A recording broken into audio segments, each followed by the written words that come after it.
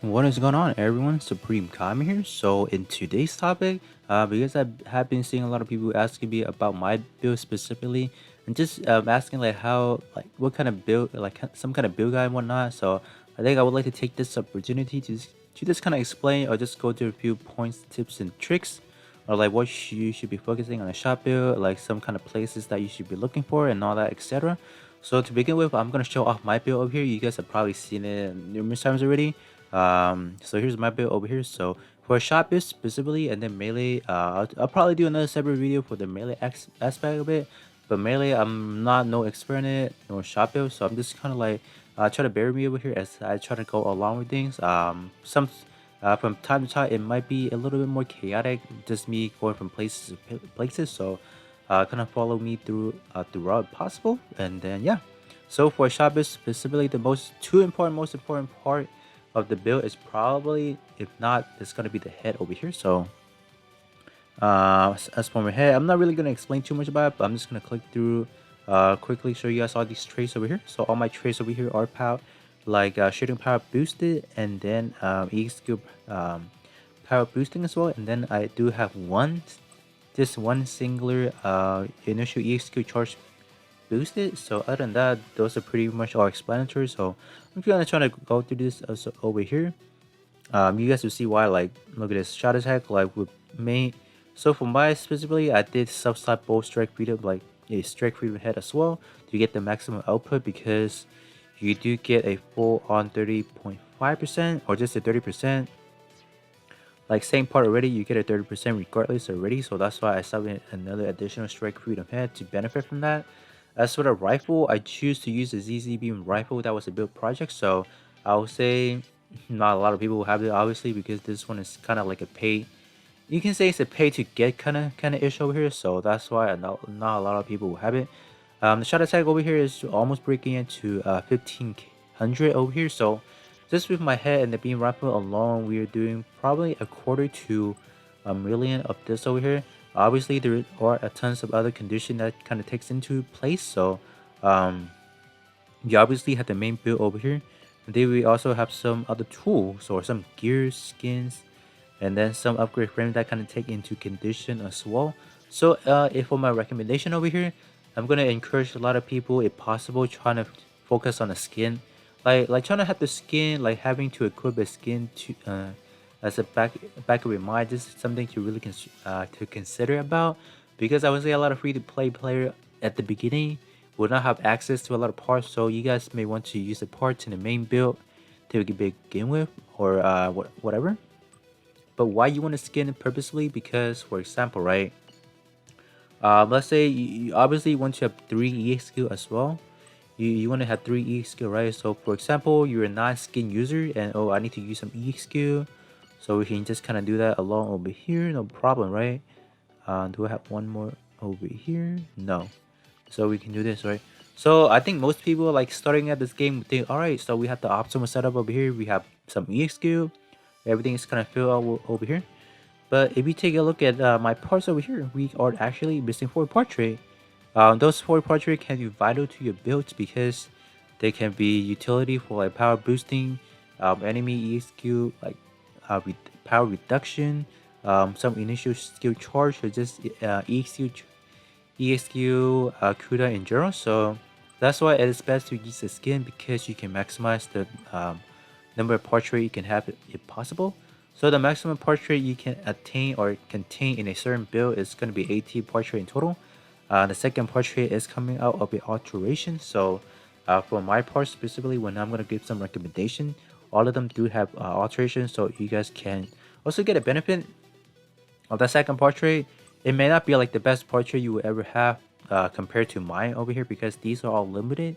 Soulcast and limited do have better access in terms of like stat, portrait, e skills, and all that good stuff. So, but I'm just gonna give my personal preference of what I think are some good parts you can build out of a standard. Those standard parts over here. So let's dive in right over here. Actually, before I go into that, I want to talk about some resources that you might be considering that you will need throughout the way. So, I think the best way to obtain good amount of resources is gonna be, so this one is section number 2 of just this all-inclusive kind of explanation. So every week we do have tons of events that allow us to get certain like stuff you can use to fulfill your builds, resources that you need to use in your builds. So I think I have cleared a lot of mine already, so we can just use this one as a sample. So out of this over here, you can get some capital, which you need capital or the type of currency you need to upgrade. Just upgrade stuff in this game and buy stuff in this game. We do have these W Awakening tickets over here that is used to upgrade parts to level the 6-star, so you can have the maximum level possible. You do have some more Awakening circuits over here that is needed when you upgrade to a 6-star as well. Alteration tool that is must have when you need to alterate a part beyond. No, I wouldn't say beyond 6 parts, just to have that second part tray in addition. And then you also have some parameter gear pieces that I'll kind of talk about in a bit along the way as well. You do have some Forcer pick tickets where you can exchange with various parts that is needed to your builds. So that is that over here. And then you also have this one over here, which I coincidentally kind of have completed along the way already. But we do have 4 missions that are yet to be completed. And there you guys can see you can get some upgrade nippers that is to level up your like level from for example level 1 to 80 for example. So these are used in that. And then we also have some memory DX over here that is used to upgrade the pilots. So that is that over here. So this kind of quick walkthrough of where you can get some resources. Some additional places where you can get resources is obviously from over here. Just create exchange, and then it's gonna be under this one over here. There's tons of good resources you can pick up from over here. So just a quick walkthrough over here. You guys are not too familiar at this game over here, but let's go on to segment 3, is where me talking about some kind of parts you want to be picking out of here over here. So in terms of these standard parts over here, I would say they do not come inside of the best part tray tags and parameter set, obviously, because those are free. I wouldn't say free, but they're more easy to retain, so they will not carry the highest and the most impressive stat in total. So for the head, I would like to recommend in this video is probably, if possible, it's going to be the Dual Assault Shroud. Is a recently alterated standard parts over here. It does carry high stat, coming at 9k. So this one I would say is the easy level 10 if possible. The portrait is, I would say, fairly justifiable. Good second, like good both portrait already. So you can't really expect too much out of that. So I'm not really gonna. I would just say, alright, this portrait is good, and then just based on my experience, that is something that is usable throughout.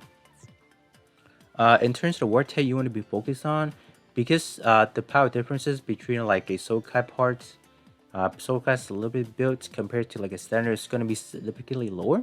So I think mid-range is going to be a better beneficial based on some testing like I have read, just people just talking about. So I think mid-range, long range, those tags is going to be good. So if you guys are trying to build out, trying to get something started, I think going for a mid-range, high firepower, Gundam type, or ace exclusive. So those 4. As for high firepower and Gundam type, you want to pick it in between either or. I think either or is a good, just a good candidate. But the one you want to have the most is obviously going to be ace exclusive, because that is like the driving force for a shot build tag over here. So head is, I would recommend this one because it's not really restricted to anything as well. Or you can also go down over here to the Gundam Legatus. I think Gundam Legatus is also a good candidate as well, just because of the portrait that it has over here. And as far as the tag over here for space, I think for space can be a good option to run that. Really, this is more of like a really niche option, but I think staying true to like a more mainstream tag will be more viable. Alright, as for a chest, I think I would recommend a Gundam Double X chest over here. This one I would say is more of like a Gundam X is one of the more I would say neutral builds that you can kind of work in between melee and shot. But this purchase specifically, I think is more designed for a shot build, so this one is gonna be good. But one caveat, this one is gonna be locked under a S build. So if you want to do S build, I think this will be better, but if not, you want to probably pick a different chest if possible. But this one does have the E skill reduced by 20% when using blade category melee weapons, so that is going to be beneficial overall. 30% shooting power? Yes, that's good. As for arm, I think the only one I can want to recommend, let me see if there's any better arms. We can actually dive into these kind of 1 to 100 skill, obviously, just to see what we're looking at over here. Not this one. I don't think this one is good. Wing Gundam, maybe? So 1 to 100 scale is a good option as a sub slot because they do carry a non-conditional 20% sub slot bonuses already. So if you have 2 portrait, you're looking at 40%. One part word tag together, you would be looking at a 30% already. So I think the arm of the double Gundam X is probably I think the only one I would want to recommend, to be honest.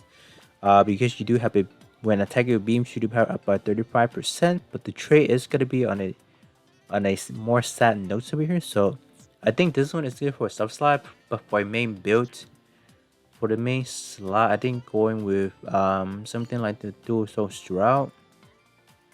Let's see. Yeah, I think going for the dual soul Stroud may be a good option just to sub slot it because you do have 2 excellent chags over here. You can benefit as well. So I think that is a good recommendation. And then as for the leg, let me see. I'm just kind of looking through it just to see what we're looking at over here. I think the leg for this one is kind of solid as well. You do get a 30% up when you are using or long shot attack. That's not too bad. And then projectile is like when using projectile is that speed attack. So those are gonna carry through your opponent a lot more faster. So they're gonna receive the attack a lot more faster. So that one can be a good option. Let me see the dual soul Stroud. Nope, this one is not a good candidate. Let me dive down over here to the Legatus. How are we doing? Legatus is good because you do have another EXQ CD reduced by 20%, but the second portrait is niche to a T attribute build, so that's not going to be good overall. So I think the best bet to go over is probably, let me see, some other option as I kind of go along the way over here, so don't mind me. What about this one? This one is also for shot build. Not bad. So this one is a good option as well. The straight blue frame, coincidentally, does also carry good word tag over here, but unfortunately, you're gonna have to pick in between, right? Gundam type or high firepower. I think those are like on the same level, so you would just kind of have to pick either or, to be honest. So let me see. I think then, if that's the case, I think not this one. Is it this one? If that's the case, I think the V2 does kind of take a kick over here because you do see a Ace exclusive over here, so that is gonna be a good option for the main build. And then as for the backpack, I think I'm gonna have to go with the dual soul Stroud over here for this 20 or 30%, 35% shooting power boosting over here. But unfortunately, your drop gate is gonna be decreased by 10%, so that is gonna be a letdown over here. As for the beam rifle or any rifle category, I think we will have to look into some options of like maybe the Legatus. I think the Legatus is actually pretty decently enough, but this one is probably not because this one is also locked behind T attribute, so that is not going to be the most best case scenario in a build. So let me see actually over here. That is going to be, you know what? We can actually do this as well. I think the beam rifle from the Providence Gundam can be a good take here, but unfortunately you are going to be losing on the first portrait because you're not using a T attribute, but the second portrait is going to be pretty good over here, so that is something to consider about. But if you guys do have better choices out there, obviously use those better choices if possible. As for the shield department, I would like to recommend this one over here. This one?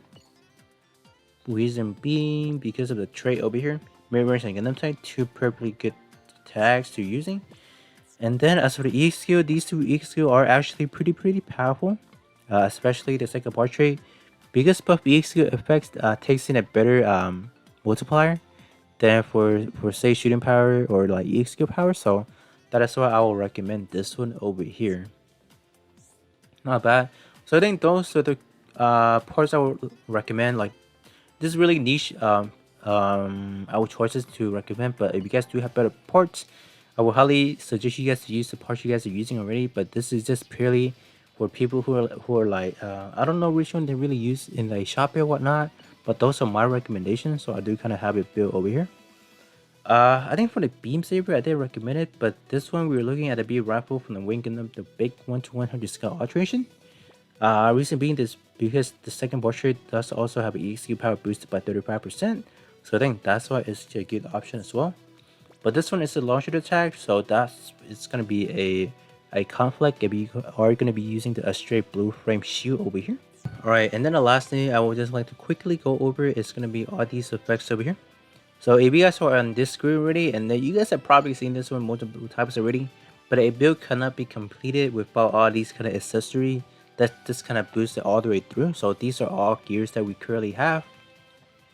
We have the chest, right arm, left arm, right leg over here. So I'm gonna quickly talk about how to really form these over here, but let me just equip it on my kind of setup over here. Let me do this from here. So we have the purple melee. We don't want melee, excuse me. Shot attack, excuse me. There you go. And then we have the right gear that is a chain shot gear up at 30%.